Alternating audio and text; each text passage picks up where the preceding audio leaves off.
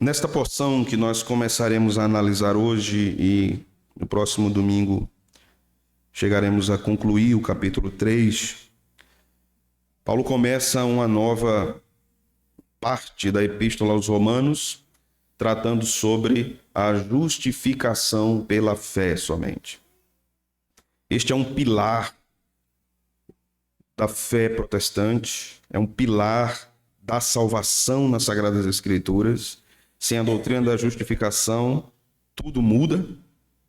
Sem a doutrina da justificação, o que nos resta é crer que a salvação é obtida por meio de obras. A doutrina da justificação justifica tudo o que diz a teologia reformada, porque é o que a Escritura diz a respeito da santa salvação vinda por Jesus Cristo. Nós nos lembramos que nos outros capítulos, Paulo está argumentando que não há nada, nem no judeu, nem no gentio, que faça com que ele tenha crédito suficiente em si mesmo, que garanta a ele a salvação. Nem a guarda da lei, nem o zelo pela religião judaica pode fazer com que o judeu seja salvo. Embora a lei seja santa, ela não pode salvar. Embora o mandamento seja santo, justo e bom, dado a Moisés, e o povo judeu deve viver por ele, mas a questão é, o povo não consegue cumprir esse mandamento, ou esses mandamentos.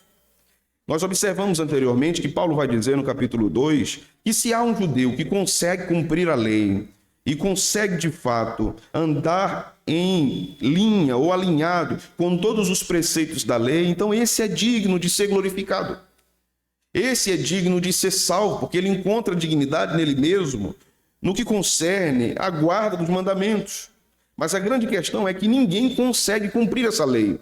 Ninguém consegue chegar a esse estado de santidade, de justiça própria em si mesmo, na sua própria natureza. E Paulo explica isso na primeira parte do capítulo 9, do capítulo 3, a partir do versículo 9, que é o que nós analisamos no último sermão.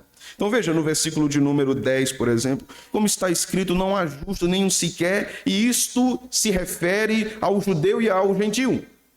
Aquele que tem a lei e aquele que não tem a lei. Não há nenhum justo, nenhum sequer, e todos eles são dignos de condenação. Não é também pelo fato de alguém estar em algum lugar longínquo, sem acesso à lei de Deus, que de fato inocenta esse pecador. Porque todos estão debaixo do juízo de Deus contra o pecado. Volte comigo no capítulo 1 de Romanos, volte algumas páginas e leia comigo, por exemplo, um versículo aqui muito expressivo, muito importante para nós em Romanos capítulo 1, versículo de número 18. O texto nos diz, a ira de Deus se revela do céu contra toda impiedade e perversão dos homens que detêm a verdade pela sua injustiça. A verdade de Deus é revelada ao mundo, a imagem de Deus está no homem, a revelação geral de Deus está na natureza, também está no homem, mas ainda assim o homem detém a verdade por sua injustiça. Então, onde quer que ele esteja, e o capítulo 1 particularmente, trata daquele que não é um religioso, trata do gentio que está espalhado em vários lugares do mundo. Ele é pecador. E se o homem é pecador, então, portanto, ele é digno da ira e do juízo de Deus. Se o homem é um religioso e não conhece a graça de Deus, não é salvo por ela, ele também é digno da ira de Deus. Na verdade, todos os homens são dignos da ira de Deus. Apenas um homem que não era digno da ira de Deus, mas ele se colocou no nosso lugar para que aqueles indignos, escolhidos desde toda a eternidade, fossem salvos, se esse homem é Jesus. Então, nesse texto, Paulo começa a nos dizer algo importante ainda sobre a lei e sobre a justificação pela fé. No versículo 22 do capítulo 3, nós lemos que Paulo fala da justiça de Deus mediante a fé. Aqui, nós não estamos falando daquela justiça retributiva. Paulo não está falando mais daquela justiça que condena, daquela justiça que se refere à santidade de Deus, para condenar o pecador. Aqui Paulo está falando daquela justiça que justifica o pecador. Daquela justiça que muda o status do pecador, mediante a fé. Por isso a justificação por meio da fé. No versículo 21 nós lemos, Mas agora, sem lei, se manifestou a justiça de Deus, testemunhada pela lei e pelos profetas. Que versículo difícil, não é? Mas agora, sem lei, se manifestou a justiça de Deus. E o que é que a justiça de Deus manifesta? Sem necessidade da lei, a graça, irmãos. Deus não precisa da lei para manifestar a graça, mas a lei testemunha a respeito da graça. A graça manifesta aqueles que serão salvos, não é uma dependência da lei. Deus manifesta a graça sem lei, ele manifesta essa justiça que salva o pecador, que justifica o pecador. Então, observe, a justiça de Deus testemunhada pela lei e pelos profetas. Verso 22. Justiça de Deus mediante a fé em Jesus Cristo para todos. Que todos, judeus, gentios. A salvação é manifesta a todos que estão espalhados no mundo, tanto a judeus como a gentios, e sobre todos os que creem. Todos aqui, então, se refere a nenhuma distinção na manifestação dessa justiça. Sejam judeus, sejam gentios. Esses todos que creem, então, serão salvos. E Deus não faz distinção entre judeu e gentio. Entende, então, quando Paulo diz que Deus não faz acepção de pessoas? E isso não tem a ver com, basicamente, uma refutação contra a doutrina da eleição. Deus não fazer acepção de pessoas é que não há distinção ou privilégios para os judeus. O privilégio que o judeu tem, como Paulo disse anteriormente, são os oráculos de Deus. E nós aprendemos o que é isso. Deus deu o Antigo Testamento, o Antigo Pacto para o judeu. Então, isso era um privilégio. Mas não quer dizer que o povo judeu tem determinados privilégios salvíficos acima dos gentios. Deus não faz acepção de pessoas e manifesta a sua justiça para todos. Mas Paulo continua no versículo 23. Observe. Pois todos, judeus e gentios, pecaram e carecem da glória de Deus. Isso aqui é maravilhoso, porque essa necessidade da glória de Deus tem a ver com a glória da graça. Eles carecem dessa gloriosa graça se manifestando a eles. Justificação, quando vai aparecer aqui no versículo 24, justificados gratuitamente por sua graça, por exemplo. Justificação é um termo forense, é um termo retirado do vocabulário jurídico. Então, Paulo usa certas palavras aqui emprestadas de outros lugares da vida humana, principalmente no primeiro século, no contexto do povo romano, especificamente. Então, quando nós lemos aqui justificação, é uma palavra importantíssima para entendermos o que Deus faz pelo pecador. Se Deus não justifica o ímpio para salvá-lo, não há salvação. Mas vamos entender aqui algumas palavras ou alguns termos importantes em relação à justificação. Há uma diferença, meus irmãos, entre perdão e justificação. Uma diferença importante que nós precisamos saber. Quando nós falamos de perdão, estamos falando de algo negativo, no sentido de que o perdão é um ato resolvido por Deus de não punir. Deus não retribui. Ele perdoa. Então tem uma conotação negativa. Ele não retribui. Ele não dá ao outro o que o outro merece. Há graça nisso. Há graça no perdão. John Stott disse algo interessante sobre isso, porque ele diz que o perdão é Deus dizendo ao pecador: você é culpado. Você é meu inimigo, mas eu salvo você pela graça. Pode ir. Livre. Pode ir. Mas quando nós falamos de justificação, é um termo positivo. O pecador é declarado justo, não tornado justo. A natureza do pecado não é extraída dele no ato de justificação. A justificação é um ato divino que se dá de forma externa. Deus declara o pecador justo. Ele diz, você é justo. Então, quando nós falamos de justificação, nós estamos dizendo que não é a mesma coisa que perdão, porque no perdão Deus está dizendo, pode ir. Na justificação Deus está dizendo, pode vir. Venha. Você é declarado justo e agora tem acesso a mim por meio do meu Filho, por meio de sua obra, por meio do seu sacrifício. Charles Hodge diz o seguinte: condenar não é meramente punir, mas sim declarar o acusado culpado ou digno do castigo. Condenar não se resume ao ato único da punição, mas também à acusação. É um processo. Justificação, então, não é meramente libertar do castigo. Quando Deus justifica o pecador, não é apenas Deus dizendo, eu não vou te punir mais, mas é Deus declarando que o castigo não pode ser aplicado com justiça sobre o pecador, porque Deus está trazendo o pecador para ele. Por isso que não há salvação sem justificação. Justificação não é conquistado pelo homem, é um ato divino. Então, nada que o homem pecador, distante de Deus, não há nada que ele possa fazer para ser justificado. Somente Deus pode declarar alguém justo.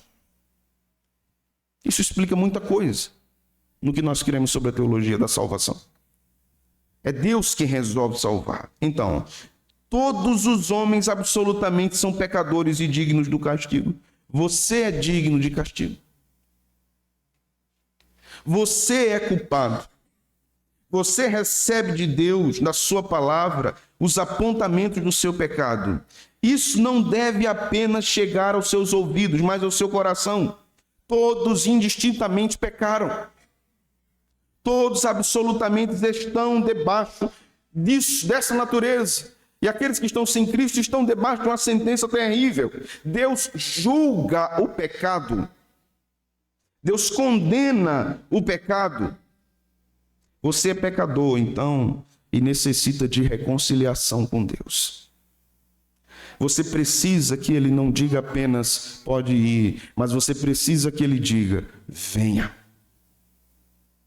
Jesus disse isso e nos ensinou um pouco sobre isso, quando disse, venham a mim, todos os cansados e sobrecarregados, que eu vos aliviarei. Deus, então, é quem aproxima o homem dele. Se você veio, foi ele que lhe trouxe. Se você tem sentido Deus lhe atraindo a ele, é ele que está fazendo. Ninguém vai a Deus, nenhum homem vai a Deus. Nenhum homem vai a Deus. É Deus quem o busca. Onde você estiver, ele lhe buscará. Seja um poço profundo de angústia, de dor, de desespero, ele vai lá. Seja uma caverna escura, ele entra lá. Seja o lugar mais sujo e fétido que um pecador pode frequentar, ele entra lá para buscar você. Seja sua mente assolada e obscurecida por perversões, por pensamentos ruins, por pensamentos suicidas, depressivos, que você não consegue se libertar, ele vai lá para buscar você. Você não pode ir, ele vai. Sim, quando você diz, Senhor, eu não tenho forças, se reconhece a sua limitação, mas escute ele dizendo também, mas eu tenho. Você não tem forças, mas eu tenho. Você não pode, mas eu posso. Você não consegue, mas eu consigo. Você não tem força para mudar, mas eu posso mudar você. Você não tem força para reagir, mas eu posso transformar o seu coração. É Cristo quem faz isso. Apenas Ele pode fazer isso. Então, se você está aqui nessa noite e não professa a este Cristo como Salvador, preciso te dizer, a justificação é o fato importante do Evangelho que diz: Deus declara um pecador justo por causa da obra de Cristo, que tomou sobre si a injustiça e a indignidade dos pecadores e recebe do seu Pai então a condenação por todo o pecado. E o fato de Cristo ter aceitado essa condenação faz com que ele tenha pago um preço para salvar aqueles que ele determinou desde sempre. Então Cristo fez tudo. Cristo fez absolutamente tudo. Então isso também responde outras coisas para você, cristão. Que não há nada que você possa fazer que mude o amor de Deus por você. Você entende isso? Você não pode fazer nada para mudar o amor de Deus por você. Deus tem dois atributos que eu preciso mencionar aqui nessa aplicação. O primeiro é a imutabilidade. Isso quer dizer que ele não pode mudar em absolutamente nada, porque se ele muda em alguma coisa, ele não é Deus. O segundo é o amor. E esses dois unidos significa que o amor de Cristo é imutável. Quando nós pensamos em um outro atributo, por exemplo, como a infinitude, atributo presente no Pai, no Filho e no Espírito Santo, e nós unimos esse atributo ao amor, nós devemos aprender que o amor dele também é infinito, imutável. Quando nós unimos então o amor de Cristo ao atributo da onipotência, nós aprendemos que o amor dele é todo poderoso. Isso quer dizer que o seu amor tem todo o poder para salvar um pecador terrível, como eu e você. Há poder nele para isso. Eu quero mencionar o versículo 24, que nos diz o seguinte: sendo justificados gratuitamente por sua graça, mediante a redenção que há em Cristo Jesus. Então aqui nós precisamos entender a partir do versículo 24 qual é a fonte, qual é a base e qual é o meio da justificação. Qual é a fonte, qual é a base e qual é o meio da justificação. John Stott diz o seguinte: graça é isto, Deus nos amando, Deus se humilhando em nosso favor, Deus vindo nos resgatar, Deus se entregando generosamente em Jesus Cristo e por intermédio dele. A primeira linha dessa frase é maravilhosa. Ele diz, a segunda linha, ele diz: graça é Deus se humilhando pelo pecador. Imagine. Você imagina Deus se humilhando? Aquele que é digno de toda glória, de toda honra, de todo louvor, se humilhando. Ele fez isso em Cristo. Então vamos lá. Alguns termos aqui precisam ser entendidos por nós. No versículo 24, começaremos a partir daí. E começaremos aqui pelo termo redenção. Certo? O que é redenção? Redenção é um termo comercial. Paulo usa mais uma palavra de outro campo, social de sua época.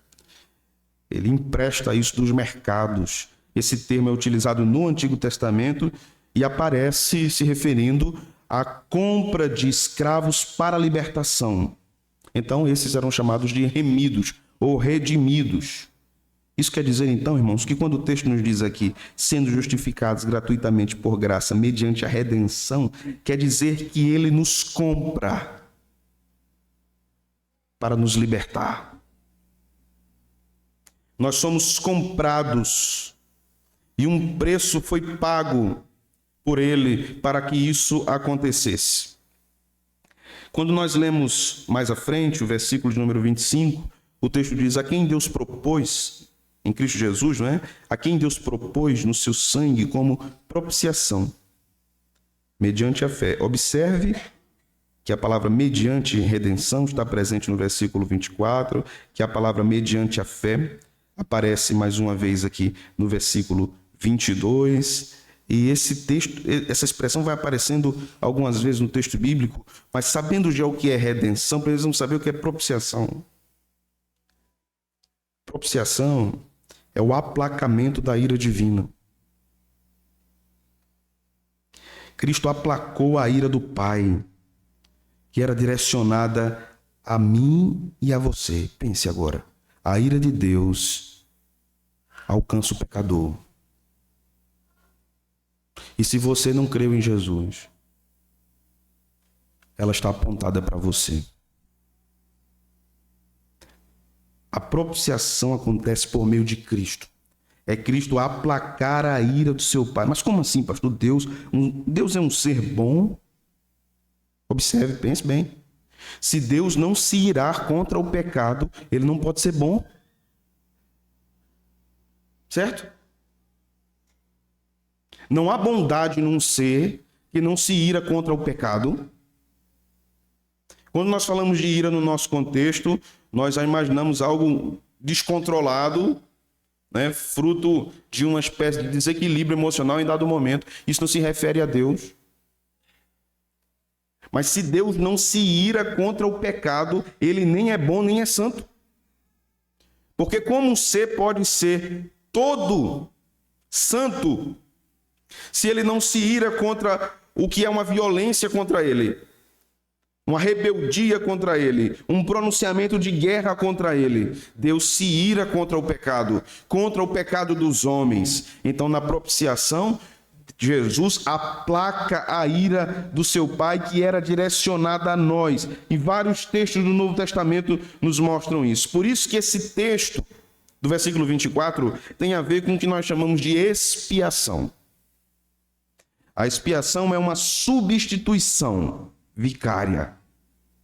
Cristo nos substitui e recebe toda a digna e santa punição pelo pecado que era destinada a nós. Por isso, então, cremos na propiciação dos nossos pecados. A ira de Deus foi aplacada. Meus irmãos, isso é maravilhoso. Quem dera que você entendesse isso nessa noite. A ira de Deus não está mais direcionada a nós para o nosso castigo eterno. Não está. Para aqueles que creem. Jesus aplacou a ira. Assim como o propiciatório aplacava o sangue aspergido, Jesus aplacou a ira de Deus. Veja o versículo 25. A quem Deus propôs no seu sangue como propiciação mediante a fé para manifestar a sua justiça, por ter Deus, na sua tolerância, deixado impunes os pecados anteriormente cometidos, tendo em vista a manifestação ou demonstração. Observe, isso aqui é muito importante para nós, certo? Tendo em vista a demonstração da sua justiça no tempo presente, para ele mesmo ser justo e o justificador daquele que tem fé em Jesus. Por isso, justificação por meio da fé. Deus é quem justifica o pecador, mas o pecador crê. Crê. A fé é o meio para a salvação. Não é o fim da salvação e não é o começo. O começo é Deus e o fim é o próprio Deus. Deus é o fim. Deus é o propósito de toda a criação e da salvação. Porque Deus não podia ter outro fim senão Ele mesmo. Você entende? Quando Deus cria o mundo, qual é a finalidade de Deus criar o mundo? Ele mesmo. Ele mesmo. Porque Ele não podia ter outro fim supremo, senão Ele mesmo. Porque se não fosse Ele mesmo, seria um ato de idolatria do próprio Deus. Deus precisava, como um ser maravilhoso que era, e a palavra precisar aqui, de fato, é um eufemismo em alguma proporção, mas Deus precisava manifestar muitos dos seus atributos, que se Ele não criasse o mundo, jamais seriam manifestos, como a graça, por exemplo. Como Deus manifestaria a graça se o pecado não tivesse entrado no mundo?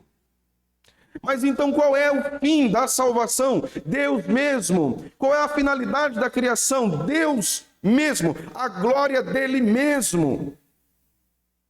E Ele quer que os pecadores creiam nele e na obra que Ele destinou por meio do seu Filho e através disso sejam salvos. Então, o meio da justificação é a fé. Deus salva o pecador mediante a fé. Por meio da fé recebemos a graça de Deus. Paulo repete essa expressão 3 vezes nessa porção. No versículo 22, 2 vezes. Não é? Veja, justiça de Deus mediante a fé em Cristo Jesus para todos e sobre todos os que creem. Os que creem aqui também se refere a mediante a fé. Porque crer só é possível por causa da fé.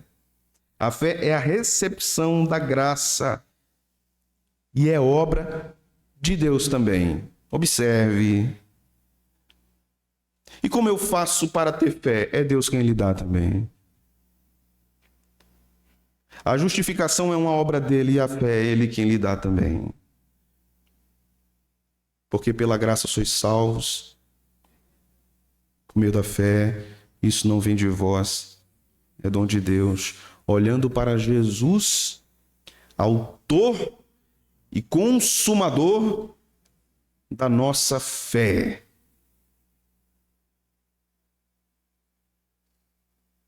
A gloriosa graça de Deus, meus irmãos, tem demonstrado favor aos pecadores.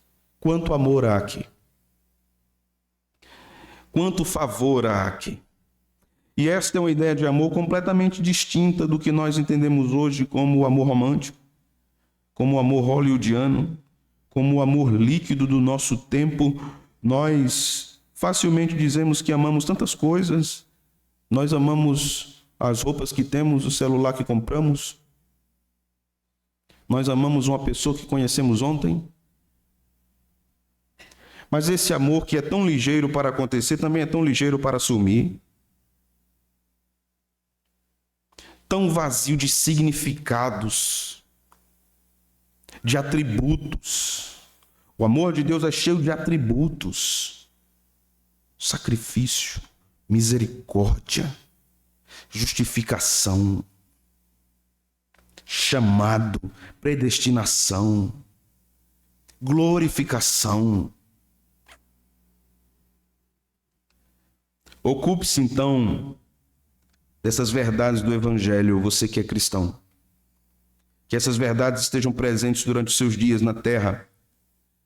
Que essas verdades permeiem sua mente. Você é justificado por Deus. Você que luta com culpas do passado, que não consegue se desprender delas, elas parecem um tipo de veste que está tanto tempo com você que ela grudou na sua carne, na sua mente. Cristo justifica.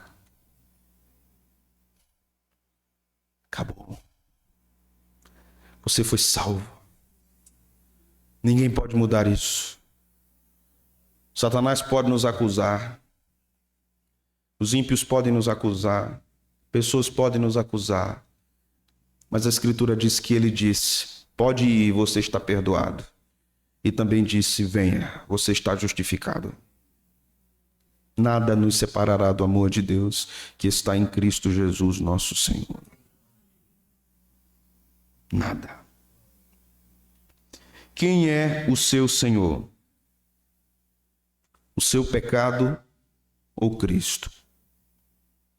Quem tem governado sua vida? Seus vícios ou Cristo? Quem é o objeto supremo da sua adoração? Os seus desejos ou Cristo? Quem é o que redime tua alma? São os teus pecados que trazem satisfação passageira ou Cristo? Quem é Cristo? Jesus certa vez perguntou aos apóstolos: quem dizem os homens que eu sou? E as falas eram tão distantes, irmãos, de quem ele era, até que um deles disse: tu és o Cristo, o Filho do Deus vivo. Jesus respondeu então: sobre esta pedra edificarei a minha igreja. Eu sou o Cristo, o Filho do Deus vivo.